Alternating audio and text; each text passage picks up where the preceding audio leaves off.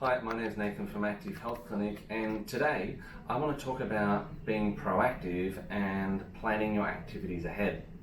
Now, often when we see people, they're quite reactive to what they do in their days, mainly because when they have energy, they feel they need to use it because they don't know when they'll have it again, or they may be out and they'll say, oh, I need to do as much as I can so that I can rest later.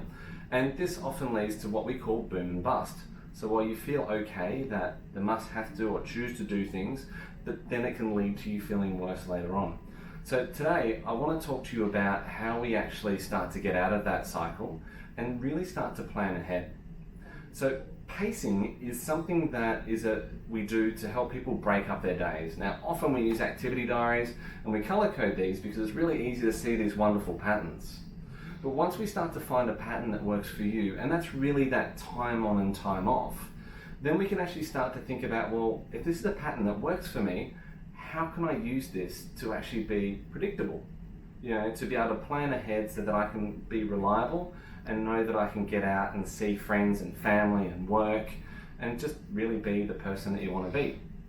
So often if someone asks you, hey, come out for lunch, let's look at catching up on Tuesday, but you might have, say at 1 o'clock, and you might have an appointment at 2 o'clock, and you look at it and you're going, oh, I could squeeze that in, but that block of activity might be a little bit too much.